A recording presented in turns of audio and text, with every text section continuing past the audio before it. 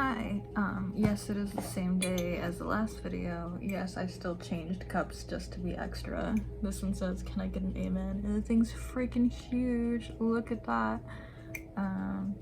Today I'm drinking this Alice tea. It's really freaking good. I'm trying to just show off all of these while I can because I have a collection. This one's called White Rose Blend, and it's cute because it has like the little card guy and they're painting the white roses. I get rose and vanilla notes in here, but the description says rose and cherry. I don't get cherry, but it's also not in the ingredients list. It's just the natural flavors.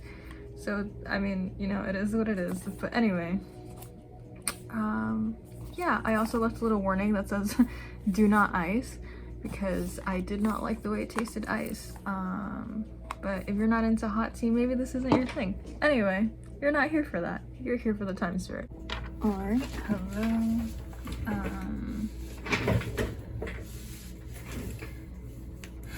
So I usually start by meditating with the plant spirit and seeing what images it gives me, but before I even meditated with it, it was it made an impression anyway. When I asked it for offerings, one of the things that I asked for was chlorophyll, and a lot of witches call that plant blood, and it just kind of made me laugh because I've asked other plant spirits if they wanted chlorophyll afterwards, and they're all like no, and I don't know if it's offensive or not. If it is considered plant blood, but yeah, I just found that funny because thyme, it's said that it used to be given to soldiers as a way to protect them, and I'm sure thyme has seen plenty of blood, if that's true, but it's also possible that's not true. So I'm not sure, but anyway, the fact that I asked for chlorophyll, which is called plant blood, just was kind of an impression on me. But once I meditated with it, I saw a rib cage and kind of like a heart, so like the protection of a heart. That could also mean like, you know, love protection. I saw a window, I saw sports, I saw Uranus, and I know it's not I believe it's a Venus plant, but just the energy of Uranus, which is weird because you think thyme would be like something calm, and it is, but I still received Uranus in there, which is interesting to me. I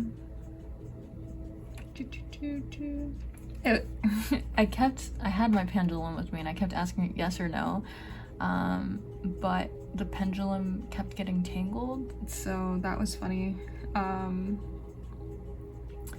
Because throughout the reading I kept getting like messages that the Thyme spirit wanted me to just use my intuition and to just listen and not to you know, doubt my abilities or to constantly be like yes or no, just like just be quiet and listen, which, you know, that could be a good plant for you if you're having trouble connecting to your intuition.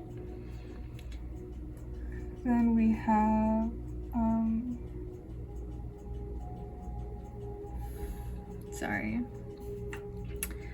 I saw like a field of wildflowers, that just kind of gave me a random message of like working with the plants that are in your like native to your individual areas, instead of like going out of your way to plant a bunch of things that don't, you know, naturally grow in your area, because not only will it grow abundantly, but I feel like people kind of stick to the main plants, right? Like if they want luck, it'll be cinnamon and basil, and if they want love, it'll be roses and lavender, and if they want you know, whatever it is. If it's baneful magic, it's always like belladonna, it's always wolfsbane, it's nightshade, obviously. But like there's so many plants around us that grow naturally that we don't work with. And recently I saw a plant that was invasive, but it was growing abundantly, obviously because it's invasive. But you know, that could be something that you work for or work with banefully, right? Like an invasive species. Just kind of using what's around you, instead of, you know, constantly, just like this message of listening to the plants. It was really strong. Then yeah, it was funny because this is like the most impressions that I've ever gotten before I even like pulled out any cards, and I think that was kind of a message in and of itself. Like, if you listen, the plants have a lot to say actually, but you know, we don't listen often. And so yeah, I asked it to describe itself, and I got, there's a lot of reversals. Okay, it was the Four of Swords in reverse, the Queen of Cups in reverse, and then the Star in reverse. Let me see if you can see that.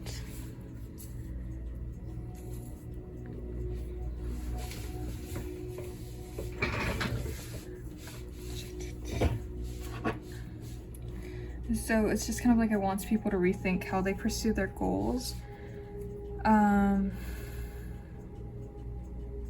It sees itself as a plant that helps people who are emotionally exhausted, helps people sort out their emotions, again being calm. I believe it's a Venus plant. And then being good at listening to your inner voice. With the Queen of Cups in reverse, that could be very much like out of touch with your intuition. And then the Four of Swords in reverse, kind of like taking the time out to really listen, to really meditate on your intuition and your inner needs and not just ignoring that.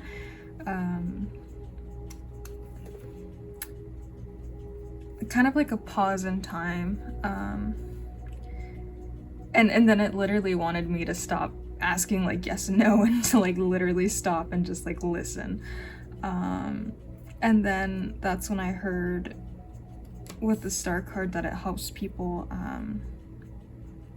with their wasted potential, and like people who think that it's like too late to pursue whatever it is that they're trying to pursue. Just here to teach you that no, it's not too late actually, sir. Or ma'am, or whatever, you know, I use that indiscriminately. But yeah, and then we got what are you here to teach me specifically? Again, I just include this in my videos so that in case someone wanted to work with the spirit and wasn't sure how, maybe this is a way you could connect with it. We have the Nine of Swords in reverse, we have the Hermit card, and then we have the Four of Wands. To me, that was like, I got like a download. I don't know how I feel about that word, but it's basically claircognizance, right? Like you just know out of all of a sudden.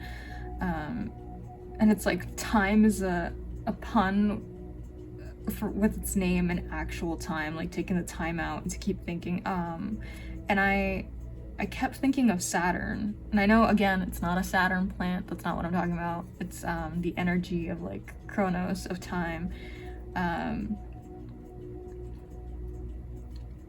Yeah, so just like for things that require maybe follow through, or for things that require a lot of time, things that will, I think of like healing, right? Since it's a very healing plant, both like physically and metaphysically.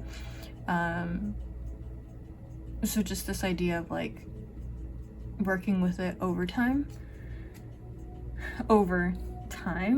and not overtime.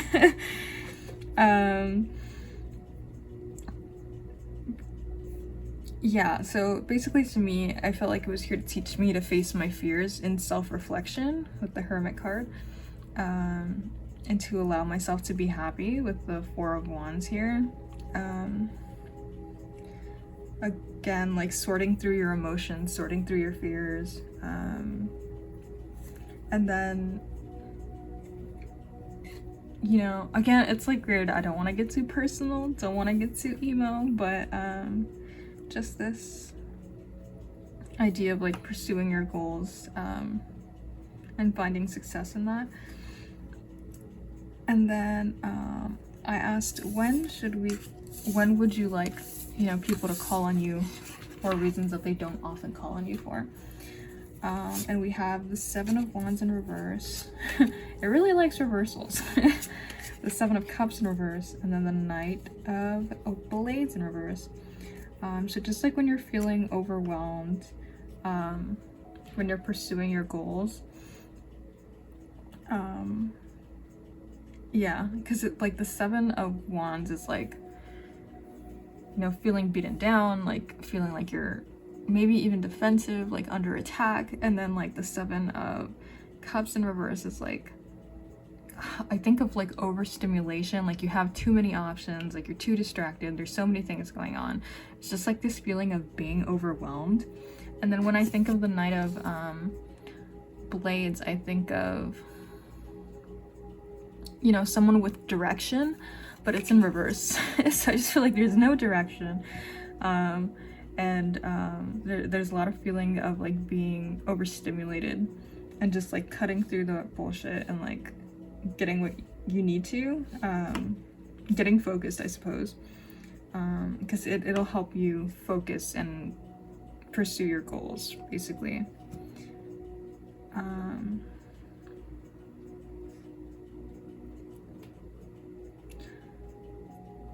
I also got the message that it helps support people. So like whatever it is that you're doing,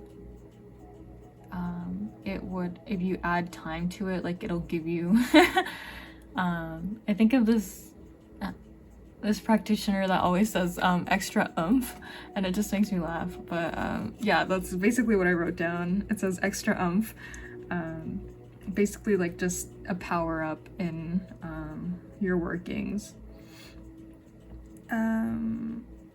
which is again an aspect that people don't consider calling it for. And maybe, I mean, if you're not familiar with the time spirit, you might want to ask it before you work with it, or put it in your spell work to see if it is the right kind of oomph that you want to add into your spell work. But essentially, yeah, that it wants more people to call it when they want like a power up, essentially. Or when they feel overwhelmed and like directionless. Then the last question was a message to the world, and we got the Five of Wands in reverse, the Moon, and the Hanged Man.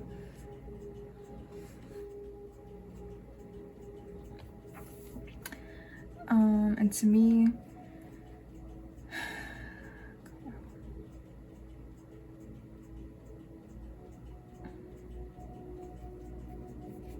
yeah, so I wrote down that it wants you to go out, go out into the world, and to go and have new experiences, and not just new experiences, but experiences that change your worldview,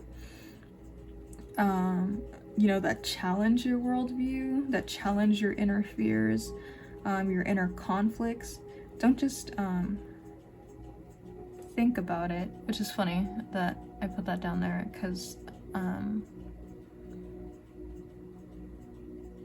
don't know, I feel like sometimes people, you know, open their minds up to a challenging viewpoint, but they don't like actually consider it. I don't know, I think of like chaos witches. I'm not saying you have to be a chaos witch or that it's telling you to be a chaos witch. It's just this idea of like completely stripping your ego. Like there's chaos witches that are atheists, right? But they still work with deities, and you're like, how does that work? And it's because you put your ego to the side for a minute, and you're like, well, I'm just gonna work with this deity and see if it works or not. I feel like chaos, which is kind of just like throw shit at the wall and see what sticks sometimes. And a lot of it does, and whatever sticks is like what they work with, but it's not necessarily, you know, like if they work with an entity and then their magic works, that doesn't suddenly make them a theist. Like, they'll still be atheists, which I think is that's wild. Like, I don't think I could ever strip my ego down to that point. But yeah, just kind of like really challenging your viewpoints, really going out there and like questioning things, not just like playing with the notion, but like actually you know, again, you don't have to go off and do chaos magic, but this idea of like really trying to experience something that'll change your view. And then it says, people are all talk, no action, do something. So yeah, I hope that was helpful. I hope those messages resonated, or you found some insight. And then if you work with the time spirit, or if you have a meditation, I would like to hear what messages you received or what your experience has been. I'll see you in the next one.